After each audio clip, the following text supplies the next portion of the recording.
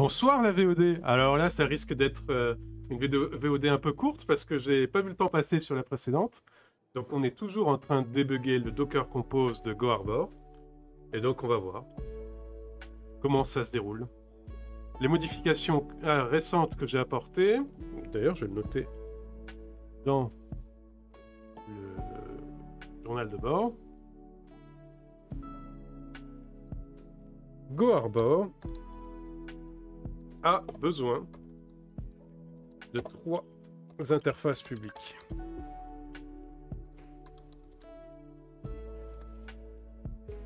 Celle de Core qui gère l'accès à l'API REST. Celle de Portal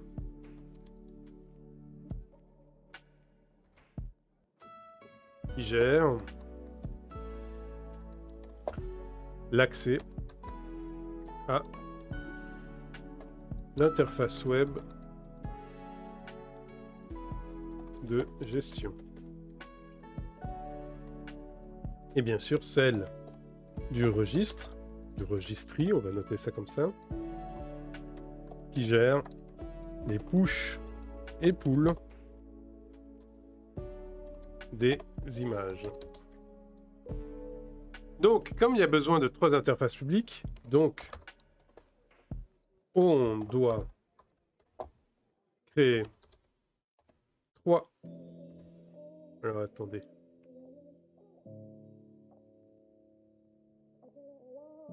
Bon, il y a déjà un souci ici.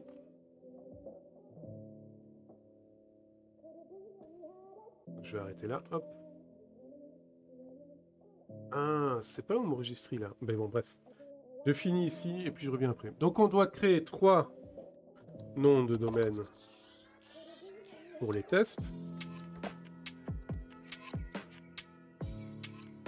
Donc respectivement core.copint.test, web.copint.test et registry.copint.test.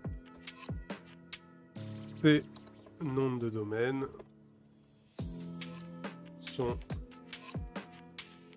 ont leur port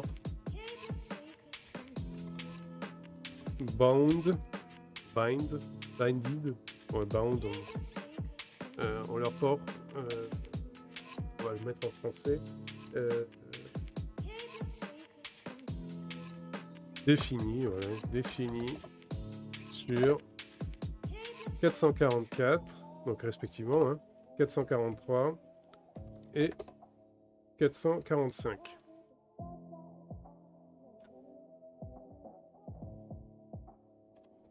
Depuis l'extérieur.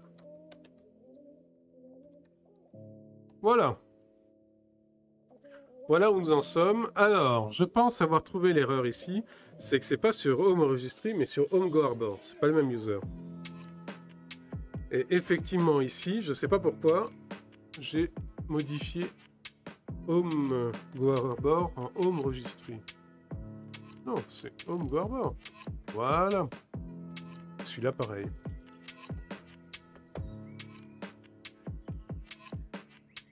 Très bien. Donc pour ça, c'est bon. Du coup, on va relancer à nouveau.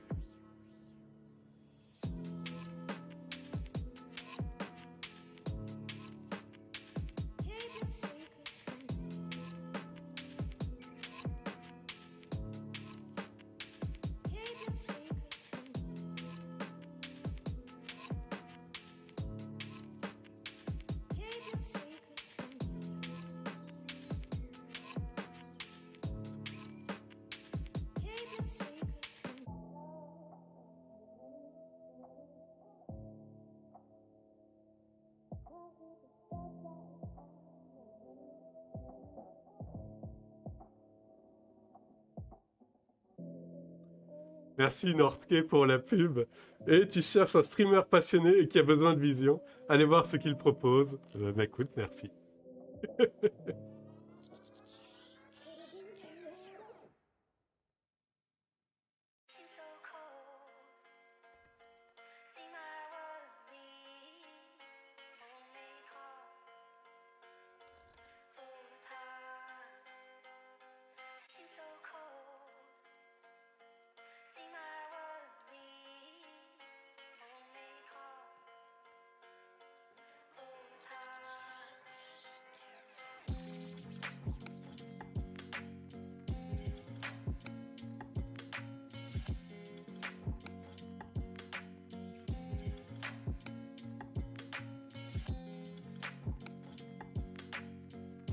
Bon, donc on attend patiemment que ça se remette en place. On va voir ce que ça donne.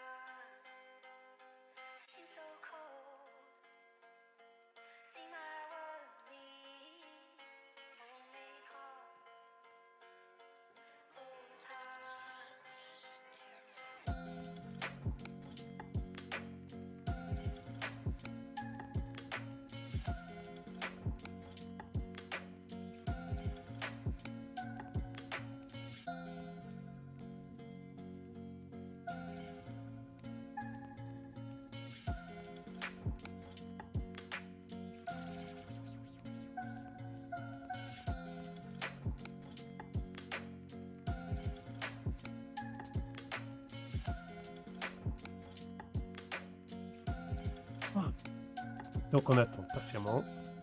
Niflheim, il a pas duré trop longtemps, ça va. Alors, qu'est-ce que ça donne ici? Donc Go Harbor Init. Alors, c'est Go Harbor Registry CTL qui a des soucis. No storage configuration provided. Ah!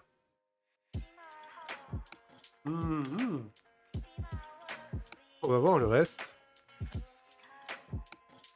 Tout le reste passe bien. On verra la modif après à faire là-dessus.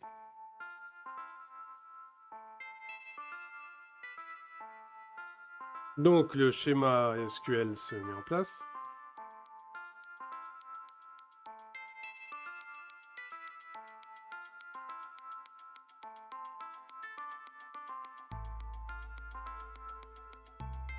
Core n'est pas content.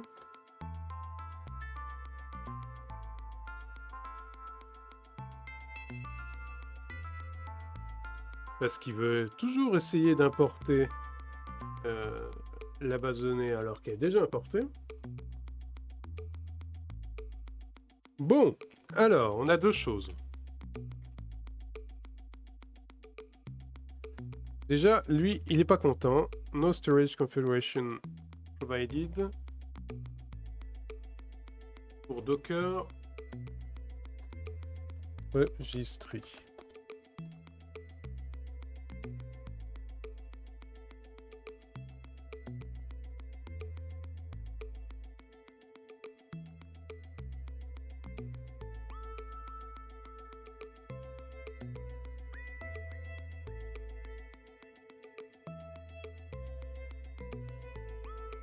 D'accord.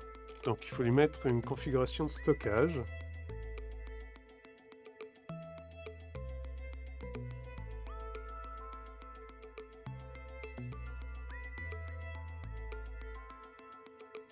Alors attendez. Normalement, c'est chargé en commun. Config registry. Entre les deux. Entre registry et registry CTL. Et donc il faut voir ce qu'il y a dedans. Config registry. Config registry.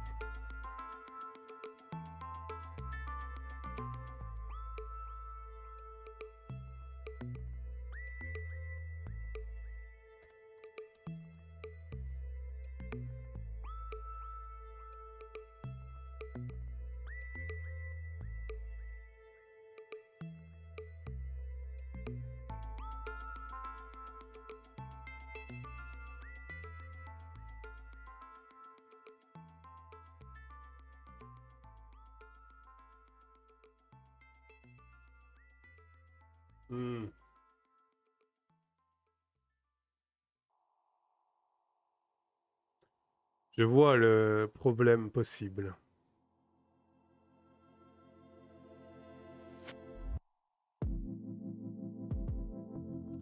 Alors, pour m'assurer de ça, déjà, je vais regarder en faisant un cat absolument immonde ici pour voir le contenu de ce fichier.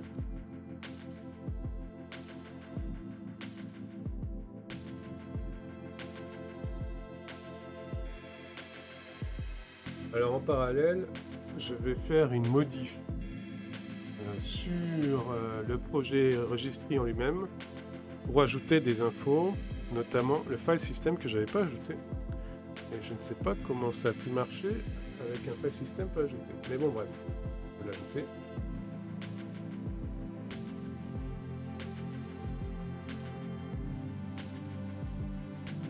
Tu suivais un call data de Ipon. D'accord. Bah écoute, nous on est toujours sur Docker Compose. Hein. Qu'est-ce que tu as raté? Écoute, j'ai débugué petit à petit. Je me suis rendu compte que GoHarbor il a besoin de 3 interfaces publiques. Core, Portal et Registry. Donc, je l'ai mis dans le journal de bord de toute façon. Core, ça gère l'accès à l'API REST. Portal, c'est interface web de gestion. Et Registry, c'est les push et les pulls des images. Donc sur le registre. Donc du coup, comme ça a besoin d'interface publique, il a fallu que je crée 3 noms de domaine de test. Et que j'ai dû bind mes ports sur 444, 443 et 445 pour pouvoir faire mes tests. Voilà. Et donc du coup là, je suis en phase de débugage après ces modifications. Tu aimes la musique qui se passe en ce moment ou c'est un peu... Parce que c'est des tests, hein, c'est pas définitif et je vais peut-être les changer. Hein.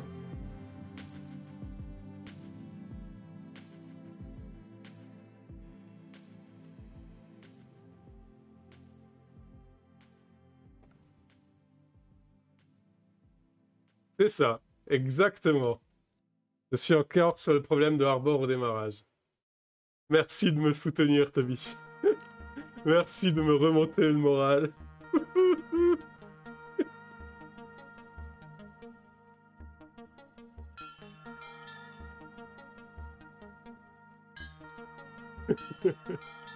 Mais ça va venir, ça va venir.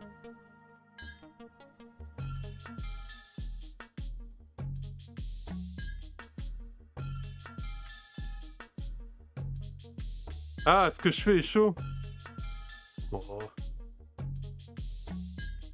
Alors, du coup là, je vais modifier un peu la config du registry pour ajouter plus d'infos sur le root directory du file system. Là. Donc le registre, c'est l'autre projet qui après se greffe sur GoHarbor, qui lui gère purement les conteneurs, les images.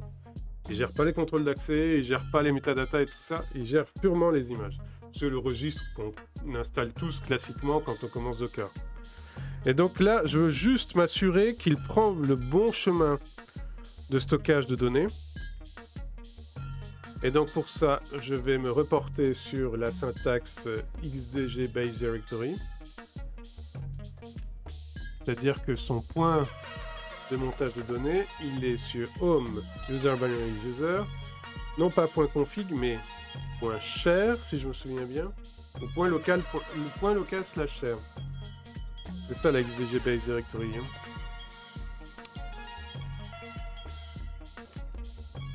Point local slash share registry, c'est ça.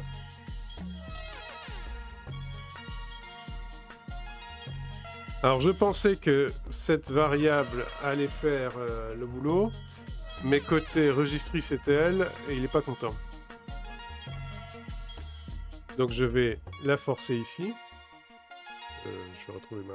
Voilà.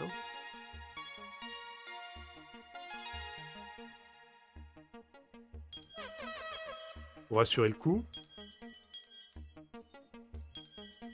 Voilà. Sauf que maintenant qu'on a ce paramètre-là, c'est plus un simple fichier, on doit le mettre dans les templates, parce qu'on doit pouvoir transformer à la volée ce paramètre.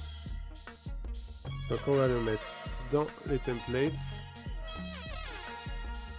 On va donc lui mettre un J2 derrière, parce que c'est devenu du Jinja 2. À cause de ça. Et on va modifier la commande qu'il importe. Et ça sera plus copy, mais ça sera template.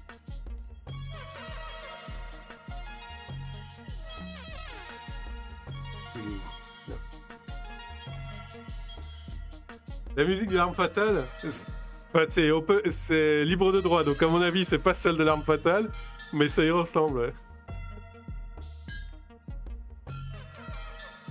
Alors, c'est là.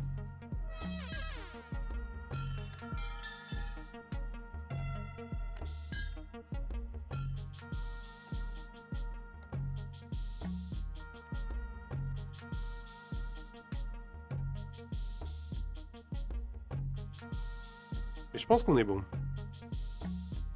Point local /share registry.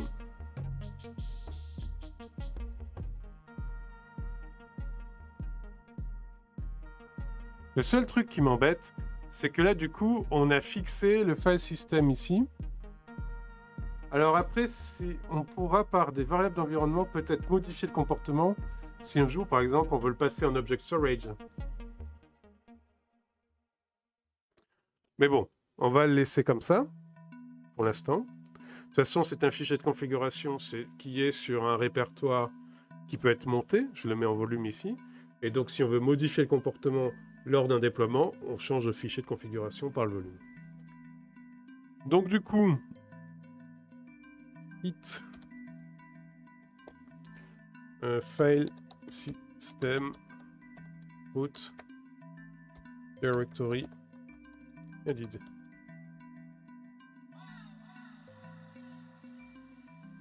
Donc là, on est côté interface GitLab. Voilà, on va le laisser faire. Et on va revenir sur notre projet GoHarbor. Et pour compenser le fait que c'est pas encore que le conteneur n'est pas encore prêt avec ça, on va mettre cette variable de l'environnement au niveau de notre registry CTL, ici. Et on va voir si ça passe.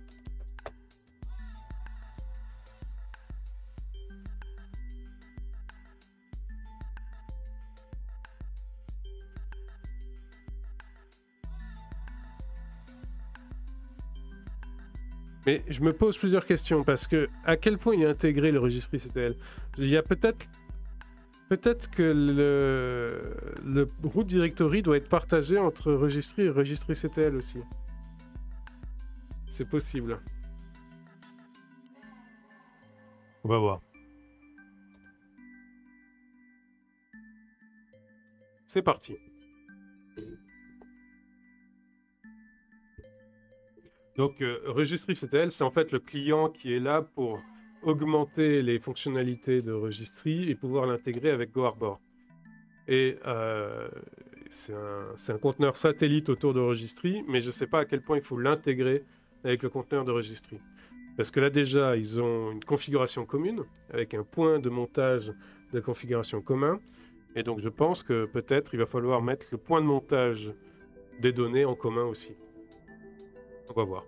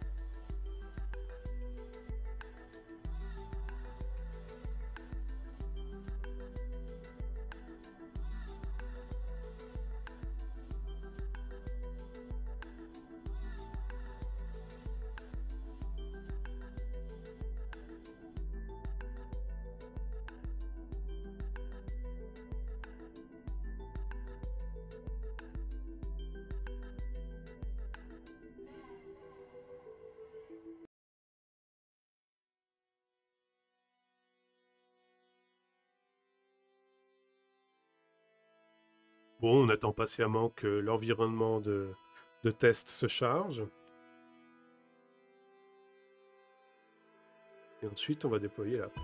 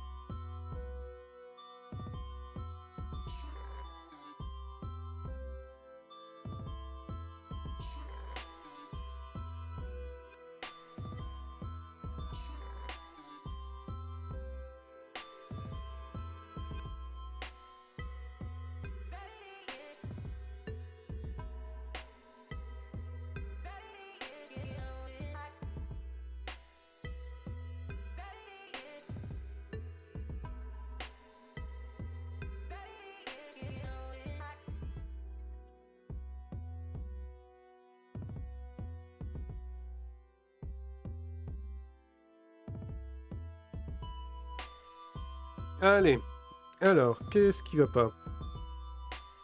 Pourquoi web est pas content? Invalide option off. Ah ah. Ah, mais c'est ici.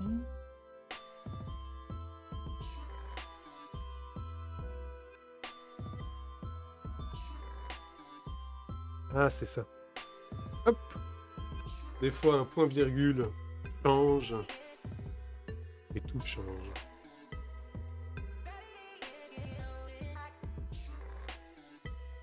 C'est quoi déjà l'expression? Ça nous manque et tout est dépeuplé. Ah, je m'en rappelle plus.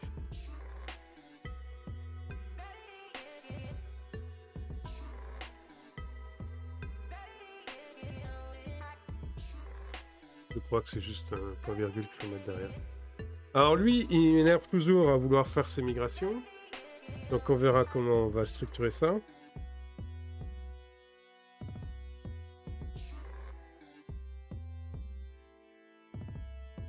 Ça se trouve, on sera obligé de le mettre et il le fera pas, mais bon. Alors, du coup, Job Service n'est pas content vu que Core n'a pas démarré, ça c'est normal.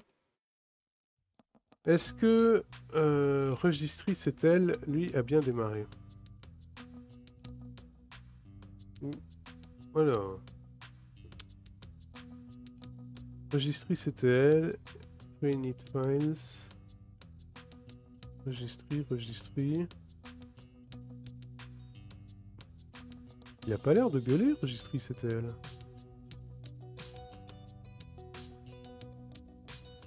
Registry est bon.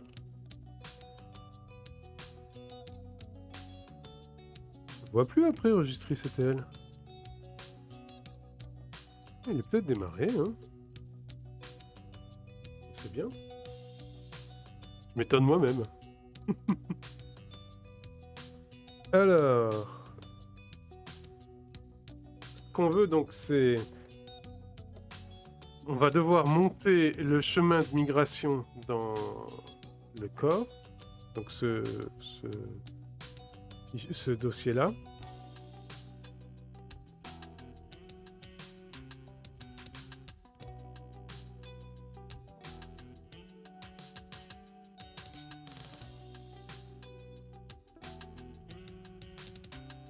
Et on va devoir mettre cette variable aussi.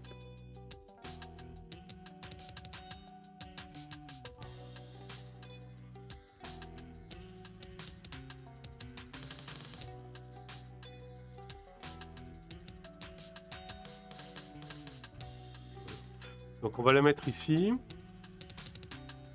Et on va monter ce dossier ici. Dans conteneur init. And, donc or. Conteneur name, core.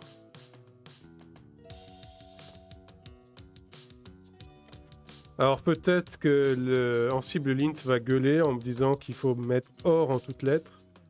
Ce qui est fort possible. Mais on verra quand on passera l'Ansible lint dessus.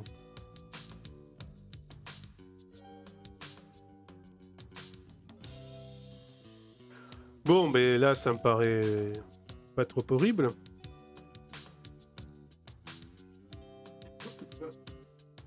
Bon, pour garder quand même une certaine cohérence, à mon avis, il faudrait peut-être le mettre dans Go Arbor Core.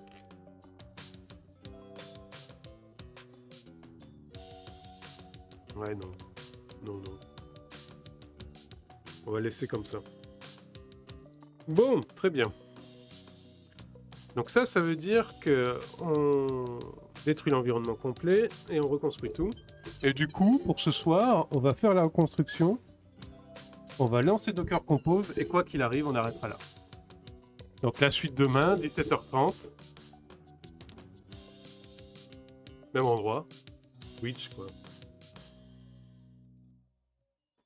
On continue Gorb. Ça commence à donner le tour petit à petit, hein.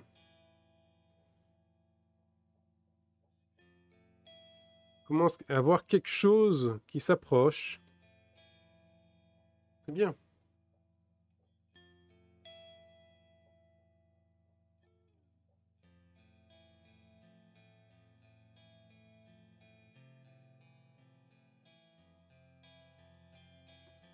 Donc, compilation des binaires, première étape. Ensuite, construction des conteneurs. Et ensuite, test. Vous vous rendez compte qu'on n'a toujours pas commencé les tests de specification, les tests système avec InSpec. Et on n'a surtout toujours pas commencé les tests Cucumber, hein. Les tests de... Déjà, je fais un gros boulot quand même. Ouais, mais... Ouais. Moi, tu vois, c'est pas le passé que je regarde, c'est plutôt l'avenir. C'est plutôt tout ce qui reste encore.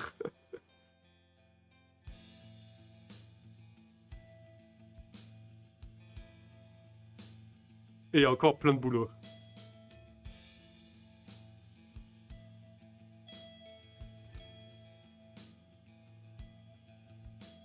Oui, sans passer pas d'avenir. C'est vrai.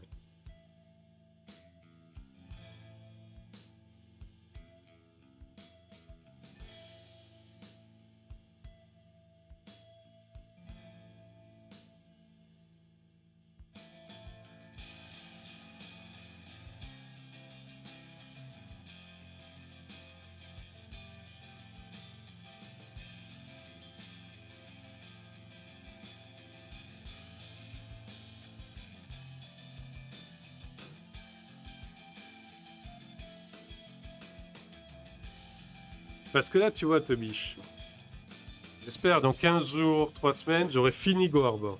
C'est-à-dire qu'en gros, on aura des conteneurs. Après, ces conteneurs, il faut les orchestrer. Il faut les orchestrer sur plusieurs hosts pour assurer le failover, pour assurer potentiellement la scalabilité plus tard, etc. Et donc là, il y a tout un travail encore sous forme de collection en cible, parce que Kubernetes, c'est pas pour tout de suite. Et effectivement, j'avais discuté sur Twitter avec une DevOps qui s'appelle... Oh, j'ai un trou juste à l'instant. Je suis désolé. On discute 1 ou 2 fois par semaine et là, j'ai eu un trou. C'est terrible. Ah oui, Loudtech. Voilà, son pseudo, c'est Loudtech. Loudtech, peut-être. Je sais pas trop comment on le dit. Et elle m'avait effectivement mis la puce à l'oreille en me disant... Et en disant qu'il fallait quand même être vachement sûr de soi pour mettre une forge logicielle sur Kubernetes. C'est-à-dire que l'outil qui sert à mettre à jour et à coder Kubernetes, le mettre sur le même Kubernetes, il faut quand même être sacrément sûr. Effectivement, elle a raison. Et donc, je considère que la forge logicielle n'a pas vocation à aller sur du Kubernetes, elle doit être sur du bare metal, vu qu'elle-même, la forge logicielle, est censée coder du Kubernetes, coder les déploiements sur du Kubernetes. C'est encore un peu l'œuf et la poule.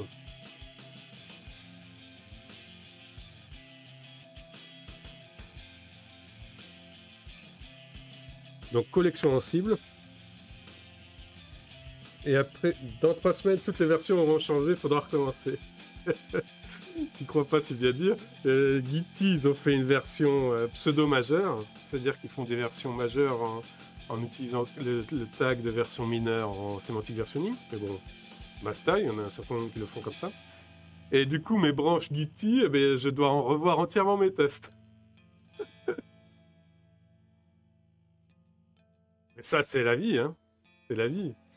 Après, dans des gros projets, en général, ils ont des cycles. Donc, on sait à peu près à quel moment on va devoir passer une étape où on va devoir écrire nos codes et nos tests. Alors, la pod DevOps de Twitter. Je vais t'envoyer son pseudo, mais je vais le reprendre là. Voilà.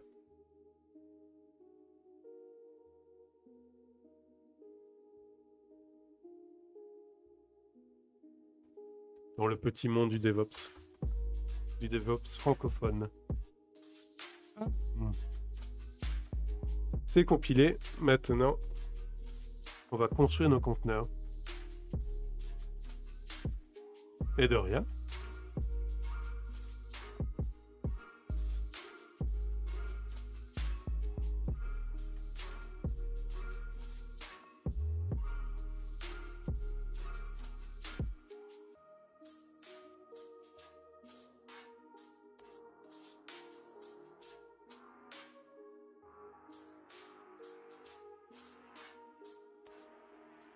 Je me dérouille le cou.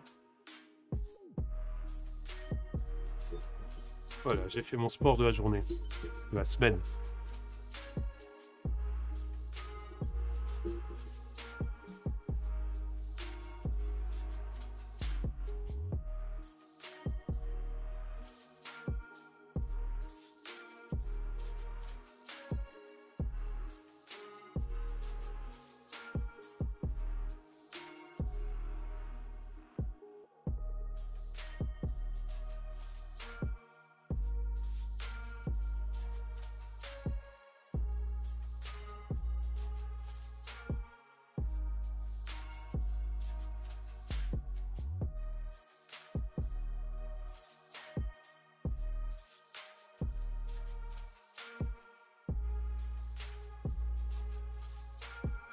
On attend que ça se construise tranquillou.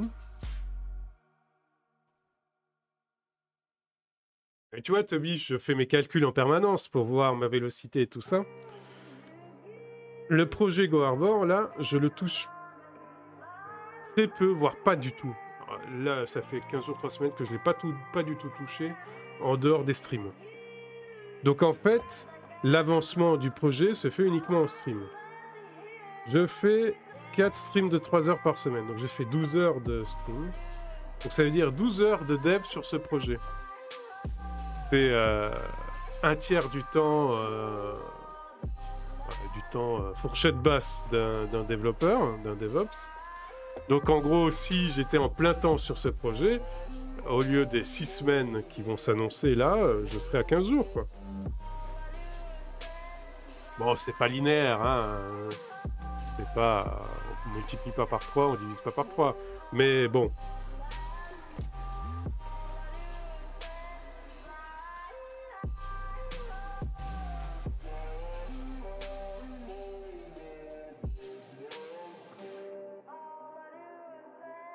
Alors. Donc cette syntaxe OR avec les deux... Je sais pas comment ça s'appelle, ces signes. Il aime pas ça.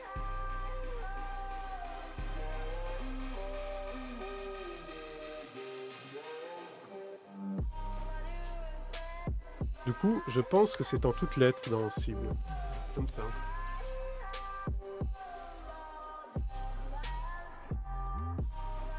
C'est init et core. Voilà.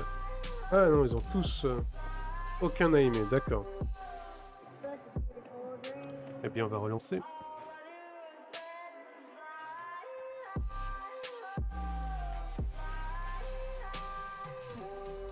Donc, on a init, core,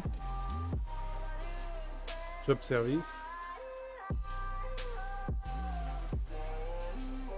registry CTL, et portal.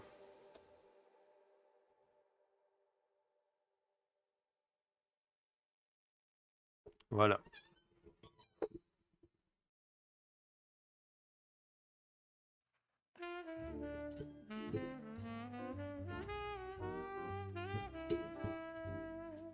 On attend à nouveau.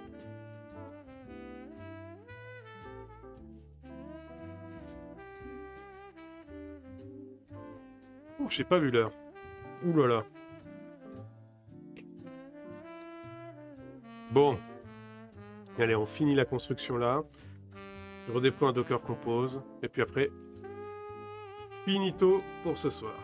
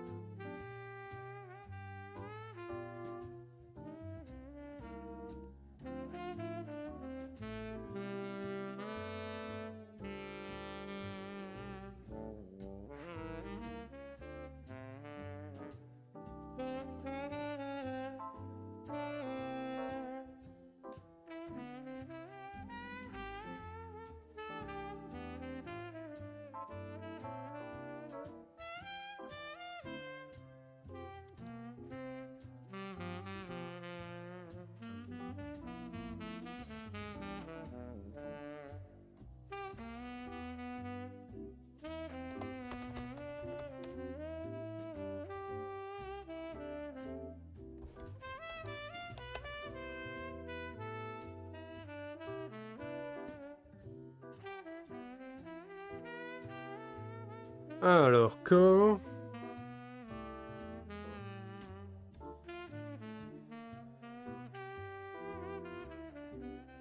C'est que le dossier n'existe pas, je pense. Dans init, ça devrait passer. Ouais, c'est passé. Et dans core, c'est pas passé. Parce que le dossier n'existe pas.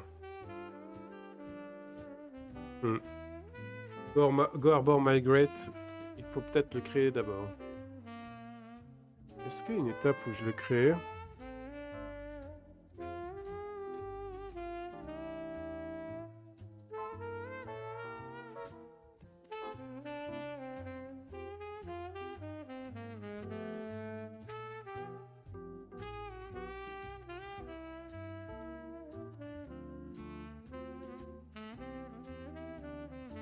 C'est bizarre ça. Je vois pas d'étape de création, pourtant chez init ça marche très bien, et chez core ça marche pas.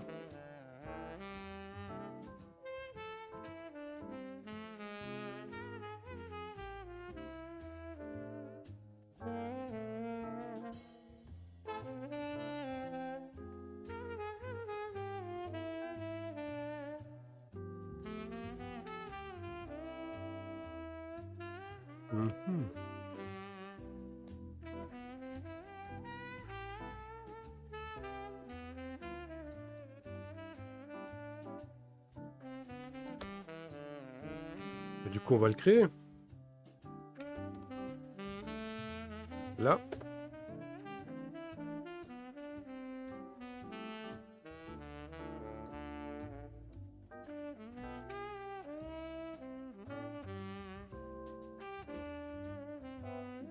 Hop.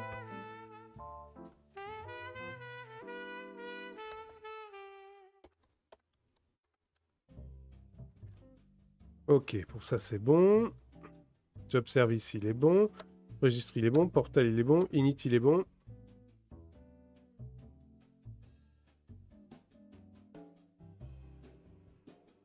Ce qui est bizarre, c'est qu'init, il n'a pas eu besoin de créer Goarbor Migrate.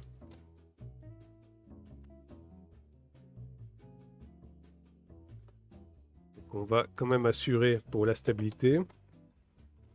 Voilà. Et on va reconstruire Core et voir ce que ça donne.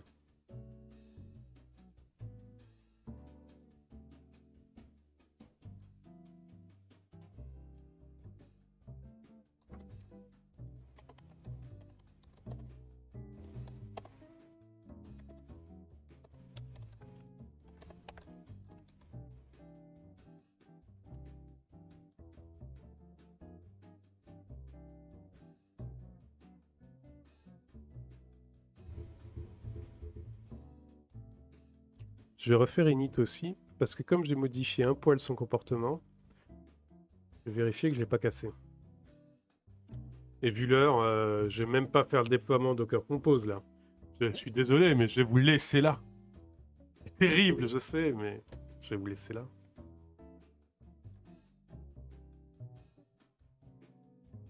toute façon, on reprend demain à 17h30.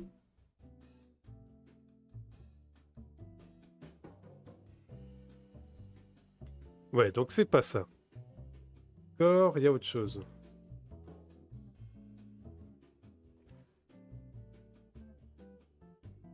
Oh, je sais. Je sais. Je sais. Donc c'est pas une histoire de folder. Donc je vais enlever ça. Oui, j'ai trouvé. C'est AirSync. J'ai oublié de mettre AirSync dans Core. Donc là, je vais remettre Go Arbor Core simple.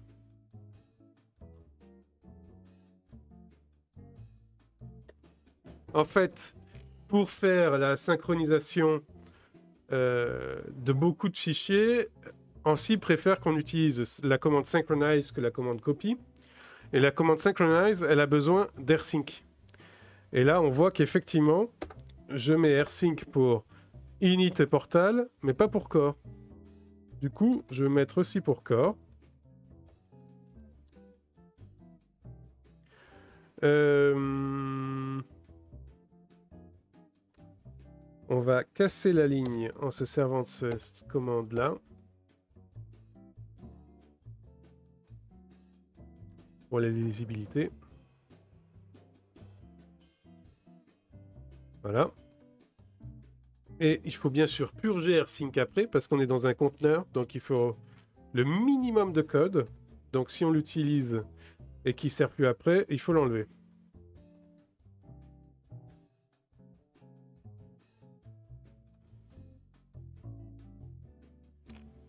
Et on l'enlève ici. AirSync.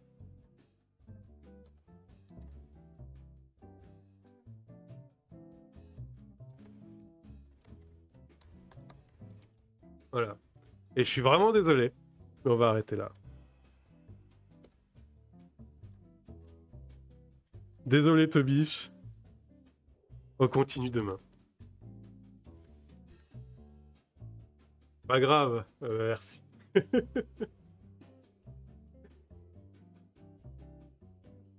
Donc, bonne soirée la VOD.